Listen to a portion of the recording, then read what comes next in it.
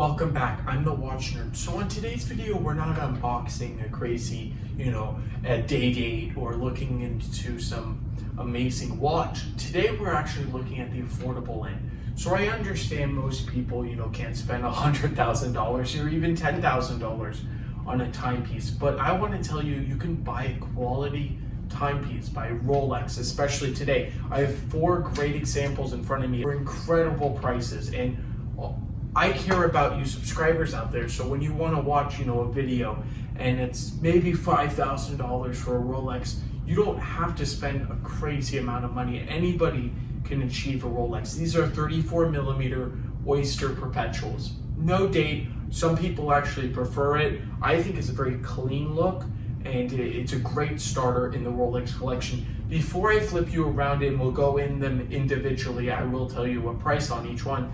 I still want to announce this Chanel giveaway. This is a free chain if we get to 1,000 subscribers and Diamonds and Beyond USA reaches 1,000 followers. I can give this chain out to you. So please do remember to email me though. You have to email me at justtherightwatch@gmail.com. Down in the comments, follow the 4 steps. If you want to follow me, I post regularly on Rolex and other watches, but mostly Rolex. I post on my Instagram, The Watch Nerd. So please go check that out. Without further ado, let's flip it around and head into these watches.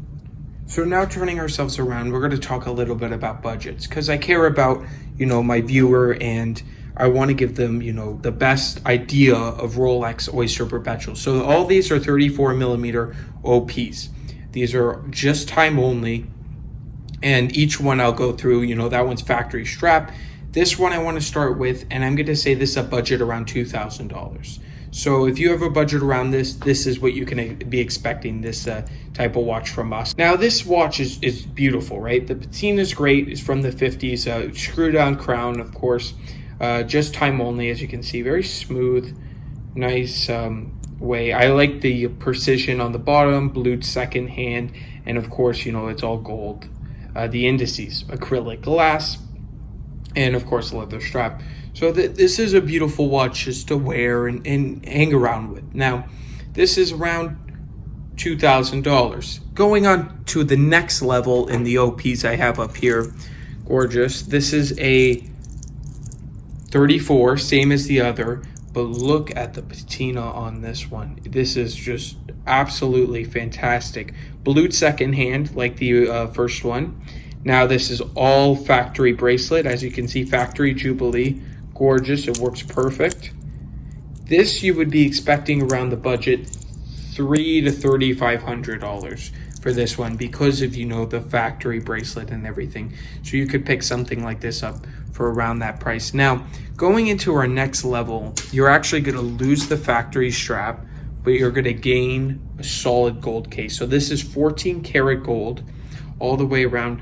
Now, I like the feature, there's the second hand doesn't fully go through it. It stops there, and it gives a great appearance. It's actually really, really cool, this watch. Very great screw down action, as you can see. Great patina on the 14 karat gold. Now, of course, we all know Rolex did a change, and they actually made all their stuff into, of course, 18 karat gold, but this is before the change. And this one you could be expecting around $4,000. That's that if you had a budget. You could buy something like this for $4,000. If you're interested in anything here or any watches, just if you have any questions, because I care about my viewers, of course, always you guys come first. So just email me, shoot me a question on any Rolex. If you're thinking about buying it, you think it's a good deal, I will answer. I'll go through every single one of your emails at justtherightwatch@gmail.com. So don't be scared to ask a question about this or any watch. This is moving up the chain. This is automatic, so that means when you shake it, no drilled lug holes. All those contain drilled lug holes. I'm actually a fan of drilled lug holes. I think it's a very great convenience to changing out the lugs, and if you want to change it to a, of course, a leather, or if you want to change it to a NATO or something like that, it's very nice to do. This, of course, is aftermarket diamonds and aftermarket diamond indices on the face there. Great black. It's like a mirror finish, as you can see. It's just really beautiful to wear. And the crown, because it is two-toned. It's a two-tone case. Absolutely fantastic. Now this, of course, because the diamonds and the steel, something like this, there's ones around this era is around 5,000 on this for a budget. So if you wanted to bump it up a little, you can get this. Now I know this next one, this bonus, is not actually Rolex, but it is technically, its cousin. We'll call it its cousin, or its little brother. So this is Tudor. And of course, I talked about the history of it. It's a lush history. Actually, Hans Wilsdorf, the creator of Rolex, also created this for a more affordable alternative to Rolex for great timekeeping. And it is still up to the tradition today. This line has actually been canceled. This was the Tudor Monarch line. It's quartz. They had another version of it with Arabics, and they had a chronograph version. There was a bunch of different versions of this two-tone. There was two, but this one I prefer the full steel factory bracelet and everything.